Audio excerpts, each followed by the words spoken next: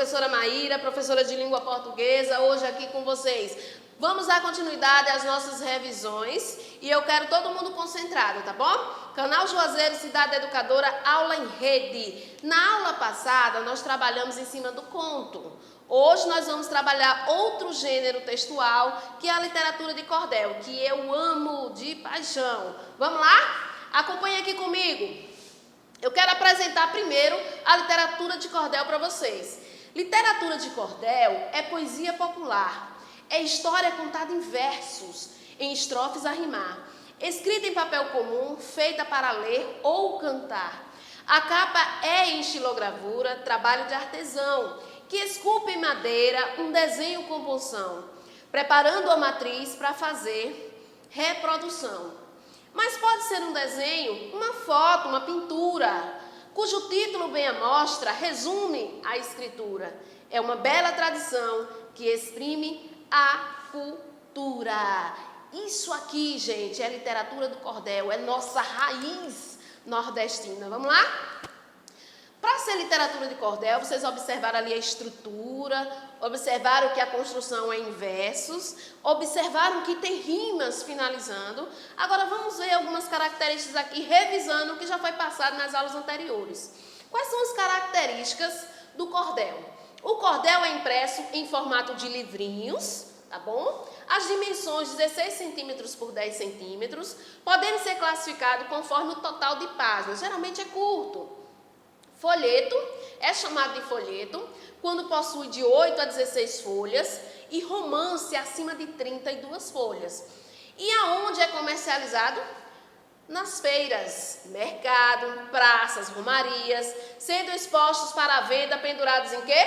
Enfileirados num barbante como no varal. Aqui no Nordeste a gente encontra cordel em todo lugar. Onde tiver uma banca de revista a gente encontra. E é muito importante, né, trabalhar com esse gênero em sala de aula. Principalmente vocês aqui do 8º ano, vocês precisam ter o contato com a literatura de cordel. Coisas do meu sertão, eu trago aqui Patativa do Assaré. Na aula anterior do assunto, eu não trouxe Patativa do Assaré, mas eu trago agora para enriquecer, tá bom? Patativa do Assaré, ele é perfeito, é um dos maiores cordelistas já estudados. Talvez seu reconhecimento não se dê aqui no Brasil, mas fora do Brasil, principalmente na França, ele é muito estudado. Vamos ver aqui a construção do cordel. Coisas do meu sertão, cheirinho de Nordeste, cheirinho de semiárido, maravilha. Seu doutor, que é da cidade, tem diploma e posição. E estudou desde menino, sem perder uma lição. Conhece o nome dos rios que correm riba do chão. Sabe o nome de estrela que forma a constelação. Conhece todas as coisas da história da criação. E agora aqui na lua, causando admiração.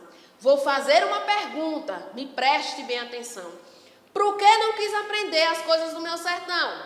Por favor, não negue não. Quero que o senhor me diga, por que não quis o roçado, onde se sofre de fadiga, pisando em riba do toco, lacraia, cobra e formiga. Coerento de frieira, encalombado de urtiga, muitas vezes até doente, sofrendo dor de barriga. Mas o jeito é trabalhar, que a necessidade obriga. Patativa do Assaré. Olha algumas palavrinhas que vocês têm ali ao lado, vocês podem estar olhando, significado de derme, em riba, encalombado. Então, isso é literatura de cordel, tá bom? Que linguagem está sendo aplicada aqui? A linguagem formal ou informal? A linguagem informal, que é a coloquial, e a gente chama também de regionalismo, tá bom? Então, o quê? As palavras que são conduzidas aqui, elas têm a liberdade de se aproximar ao falar das pessoas que convivem aqui, né? Então, em vez de falar doutor, fala doutor, né? Em vez de falar diploma, diploma. Então, são características que nós já vimos lá atrás, tá bom? Vamos lá. O poeta cordelista nordestino, ele tem pano de fundo para a construção do cordel. Quais são os temas mais vistos nos discursos dos cordelistas? Visões sobre o Nordeste, a seca e a luta incessante dos sertanejos pela sobrevivência. Observe, gente, que até quem está lá no sul e sudeste vai falar sobre o Nordeste. A paisagem ressequida do sertão e os problemas sociais também são um pano de fundo. Os dramas vividos pela população, a exaltação da nobreza, humildade, valentia e religiosidade dos nordestinos. Vocês sabem que aqui no Nordeste há um cunho muito forte da religião. Os filmes que falam aqui do Nordeste sempre trazem essa temática. E as tradições e a cultura do Nordeste é bem traçada dentro do cordel. Vamos aqui trabalhar um pouquinho aqui com essa exemplificação para a gente ver se vocês compreenderem. A literatura de cordel é uma manifestação literária tradicional da cultura. Então leve em consideração o que vocês viram antes e o que vocês estão revisando hoje. A. Brasileira do interior de Minas Gerais. B. Brasileira do interior do Nordeste. C. Americana do interior do estado do Texas. D. Africana do interior de seus países mais pobres. Ou é brasileira do interior do estado do Rio de Janeiro. Se aqui fosse uma questão de prova, exatamente vocês marcariam o quê? É brasileira, sim, faz parte do Brasil.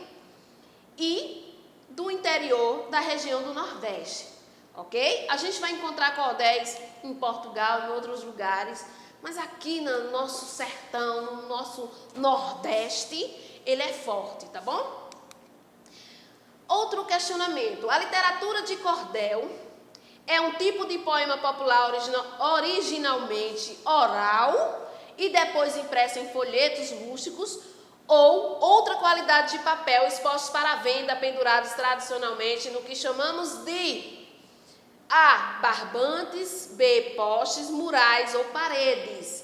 Meus amores, barbantes, porque antigamente eram vendidos nas feiras em barbantes e até hoje a gente associa, tá bom? Barbante, no sudeste a gente vai chamar de cordas, mas para nós, barbantes é a resposta.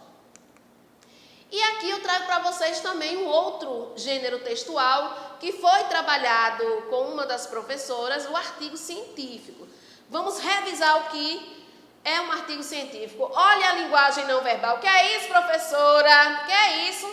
Vamos ler ali a linguagem verbal para entender? Olha a situação hipotética. Certa vez, nos jardins de uma escola, começaram a aparecer muitas joaninhas. Os alunos que estudavam lá observaram o fato e começaram a brincar de caçá-las para mantê-las como animais de estimação. Elegeram algumas de determinadas cores, como sendo as que traziam sorte. A disputa por essas causava intrigas e confusões. Então, o que era que estava acontecendo aqui? Vamos ver o fato ocorrido. O que poderia ter acontecido para que o número de joaninhas aumentassem tanto? Então, estava tendo muitas joaninhas aparecendo. Então, vamos aqui, quero provocar vocês nesse momento, perguntando, para que servem as joaninhas? Existem joaninhas de todas as cores? Os alunos poderiam fazer aquilo? Elas trazem sorte? Olha, faz tempo que eu não vejo a joaninha, tá bom? Vamos lá. Aqui está o texto de artigo científico, tá bom? De divulgação científica, que a gente vai ler agora sobre o fato que estava lá. Joaninhas o que são, como vivem, porque estão longe de ser fofas. A Lide diz, as joaninhas são animais mais curiosos do que você pode imaginar. Aliás, sabia que elas são predadoras, perigosas no mundo animal? Aqui está o texto. As joaninhas pertencem à ordem Coleóptera e à família Coccinellidae, para a qual já foram descritas mais de 5.000 espécies. Além disso, existem muito mais coisas sobre elas. Segredos do mundo conta para você. Ela, destaquei aqui, gente, como a coesão referencial, que está se referindo a quê? A joaninha. É uma espécie de besouro. Olha aqui, besouro de azul também é uma coesão. Né? A coesão textual, houve a mudança de sentido, tá bom? É lexical. Consequentemente, está relacionada com outros insetos, como gorgulhos, escaravelhos e até mesmo os vagalumes. Na maioria das vezes, elas são insetos redondos, vermelhos, com manchas pretas, mas existem muitas variedades, alaranjadas, amareladas, etc. Suas cores vivas servem para avisar a seus possíveis predadores que são venenosos e que têm um sabor ruim. Apesar de não possuir muitos predadores, precisam enfrentar os pássaros e insetos maiores. Além disso, eles são insetos invertebrados e medem entre 5 e 10 milímetros. São animais diurnos e se escondem durante a noite e durante o inverno, como a hibernação na primavera, retornam ao campo.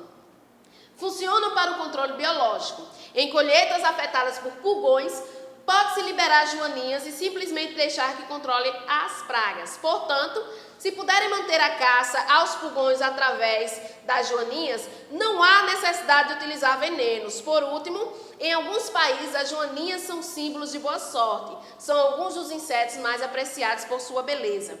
O texto é de Tony Nascimento e está no site Os Segredos do Mundo. Vamos lá? Bom, vamos ver aqui algumas características do artigo de divulgação científica.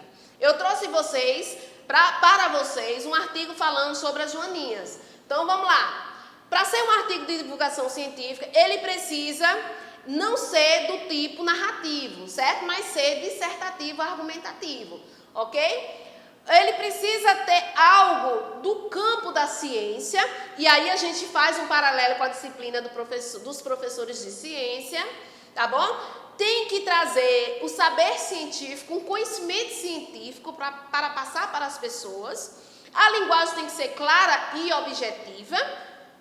O texto ele é informativo e científico e ele pode ser divulgado em suportes diversos. Tudo bem, gente? Então, no texto dissertativo nós vamos ter a estrutura dele é em prosa, em que teremos a estrutura em parágrafos, tá bom? Introdução, desenvolvimento e conclusão. Na introdução, a gente é como se tivesse um pequeno texto dentro dele, com início, meio e fim, e é lá que a gente encontra o tópico frasal, que é a ideia central, que vai ser desenvolvida no decorrer. Então, por ser um texto científico, ele vai trazer esses elementos, essas características que facilitarão na compreensão do texto em si, tá bom? Então, espero que vocês tenham compreendido.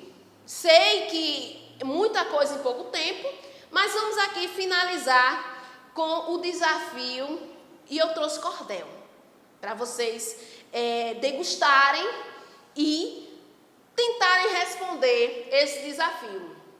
Mais uma vez, Patativa do Assaré, a terra é natural. Escuta o que estou dizendo, seu doutor, seu coroné. De fome estão padecendo, meus filhos e minha mulher. Sem briga, questão nem guerra.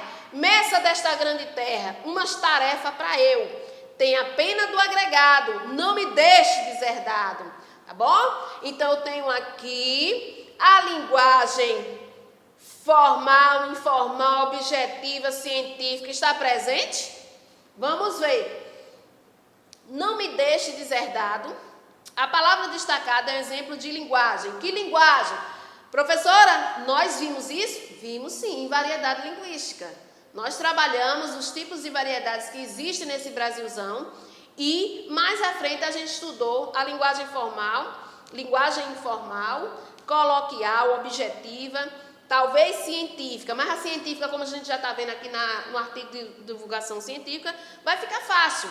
Qual é a resposta, gente? Vocês vão responder uma das alternativas aí, tudo bem? Vão fazer lá no portal, mas se não tiver acesso ao portal, faça no caderno e mostre a sua professora, tudo bem? Então, no mais, eu quero agradecer a presença de vocês aqui no canal Juazeiro Cidade Educadora, aula em rede. Então, compartilhe, curta e fique com a gente. Beijão!